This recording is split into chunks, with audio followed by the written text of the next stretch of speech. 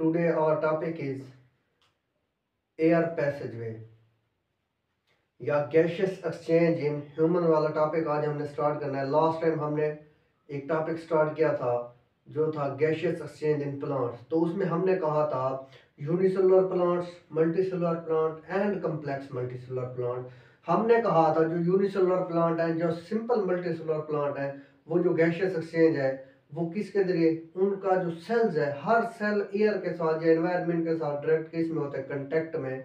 लेकिन जब हम पढ़ेंगे गैशियस एक्सचेंज इन ह्यूमंस, तब हम देखेंगे कि कॉम्प्लेक्स प्लांट्स की तरह जो ह्यूमंस के सेल्स हैं ये भी किसके साथ, एयर के साथ कांटेक्ट में नहीं होते। इनका हर सेल, हर मतलब ऑर्गन एक स्पेसिफिक पाथवे के जरिए क्या करता है, गैशियस एक्सचेंज करता है। तो हमारे पास है gaseous exchange in human.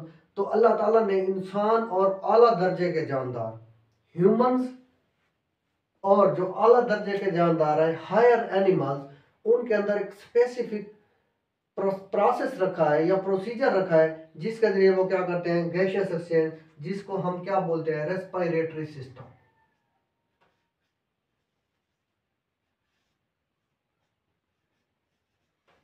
Respiratory system जिसके जरिए वो क्या करते हैं, एनिमल्स और ह्यूमंस गैशियस एक्सचेंज करते हैं।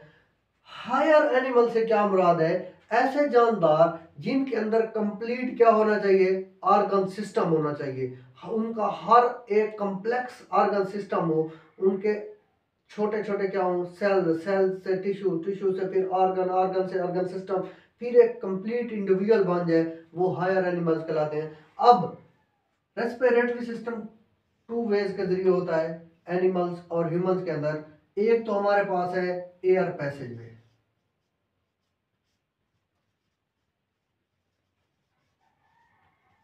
हवा का रास्ता। दूसरे हमारे पास जो है लंग्स, फेफड़े। ये दो प्रोसेस हैं जिसके जरिए इंसान और एनिमल गैशियस एक्सचेंज करते हैं। अब सबसे पहले आज हमने स्टार्ट करना है एयर पैसेजवे, हवा का रास्ता। तो हवा का रास्ता मतलब हवा हम एनवायरनमेंट से कैसे जिस्म के अंदर ले जाएंगे और फिर वो आगे जाके कौन कौन से ऑर्गन या कौन कौन से रास्तों से गुजरती हुई लंग्स में जाएगी। तो सबसे पहला जो पॉइंट है वो हमारे पास है नेजल कैविटी।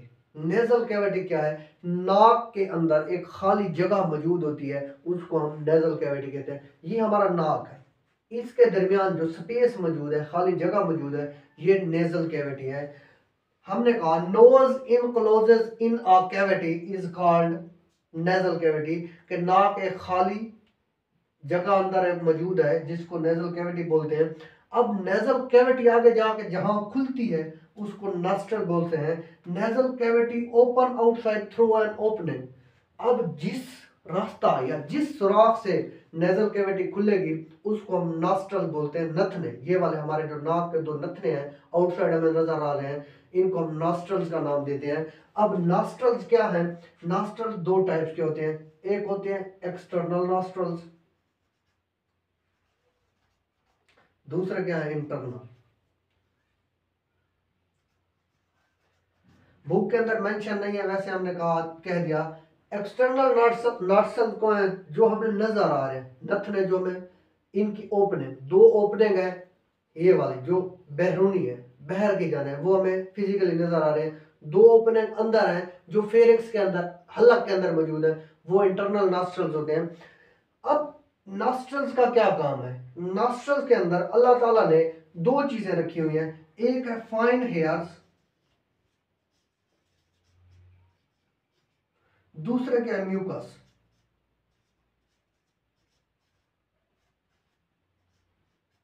अगर हम बात करें, इसको कहेंगे फंक्शन ऑफ नेजल कैविटी।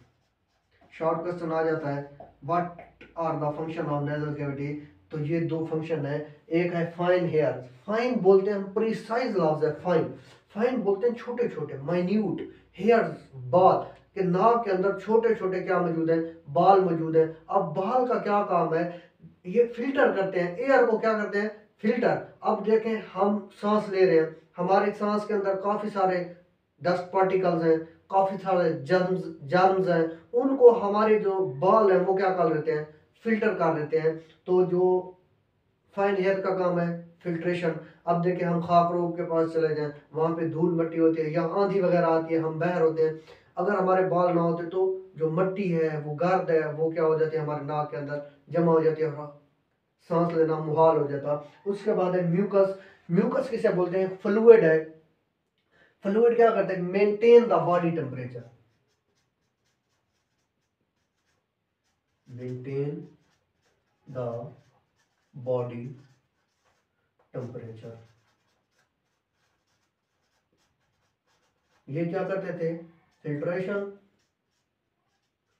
अब ये क्या कर रहा है, मेंटेन द बॉडी टेम्परेचर। मिसाल के तौर पर अब गर्मियां आ रही हैं तो जैसे बाहर का टेम्परेचर कितना 50 तक चला जाता है हमारे इलाकों में, तो यहाँ अब हम सांस लेते हैं, ये तो फील नहीं होता कि सांस हमारी या हवा जो हम ले रहे हैं वो गर्म है, हमें उसका जो टेम्परेचर है वो बॉडी टेम्परेचर के बराबर फील हो रहा होता है। या कभी ऐसा हुआ है कोई जब सांस लेते हैं जैसे हमें फुल गर्म हवा हो तो पता चले हमारा अंदर जलन फील हो रही है, नहीं, या ठंड हो तो ऐसे पता चले कि हमारे जो अंदर फेरिंग्स है वो जमती जा रही है, ऐसा नहीं होता। तो इसीलिए वो कहते हैं म्यूकस जो है मेंटेन द बॉडी टेम्परेचर। उसके बाद दूसरा जो इसका प्रोसेस है वो है फेरिंग्स। नेजल कैविटी के बाद दूसरा जो पॉइंट है वो फेरिंग्स का है।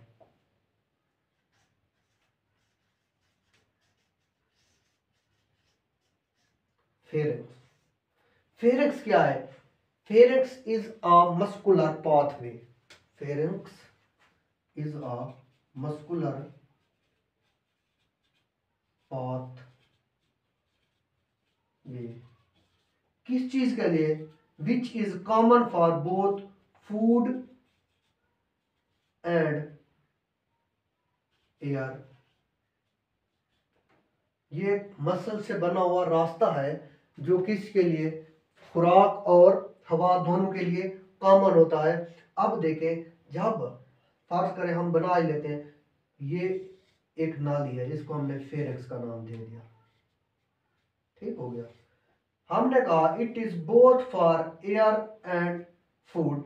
अब जो फेरिंग्स का फर्श है यहाँ पे एक छोटी सी ओपनिंग होती है जो क्या कर देती है, फेरिंग्स को दो हिस्सों में डिवाइड, एक को हम बोलते हैं एसोफेगस, दूसरे को नाम देते हैं ट्रेकिया। ट्रेकिया को हम कल डिस्कस करेंगे और एसोफेगस को भी, आज सिर्फ फेरिंग्स देखते हैं। फेरिंग्स मस्कुलर रास्ता है जो हवा और खुराक दोनों के लिए क्या है, कॉमन होता है। अब कल हम इसकी डिटेल देखेंगे कि हवा कौन से रास्ते से जाती है, खुराक कौन से रास्ते से। अब जो फेरिंग्स है इसके फर्श पर एक छोटा सा सुराख मौजूद है जिसको क्या नाम देते हैं, glottis. Floor of pharynx has an opening called glottis. एक छोटा सा सुराख मौजूद होता है जिसको ग्लोटिस का नाम दिया जाता है, और एक टिश्यू का पर्दा मौजूद होता है जो क्या करता है, इस ग्लाटिस, इस ओपनिंग को बंद कर देता है, उसको हम नाम देते हैं एपीग्लाटिस। एक छोटा सा सुराख है, ओपनिंग है, जिसको हम ग्लाटिस का नाम देते हैं, और एक टिश्यू का छोटा सा क्या होता है, पर्दा, जो इस ओपनिंग को क्या कर देते हैं, बंद, ऐसे समझ लें ढक्कन होता है जो ओपनिंग को बंद कर देता है। इस ओपनिंग को जो बंद करने वाला टिश्यू का पर्दा है उसको हम नाम देते हैं एपीग्लाटिस। तो कल हम फिर इंशाल्लाह लेरिक्स स्टार्ट करेंगे। तो इस टॉपिक के रिलेटेड अगर आपको कोई क्वेश्चन हो तो आप कमेंट बॉक्स में पूछ सकते हैं।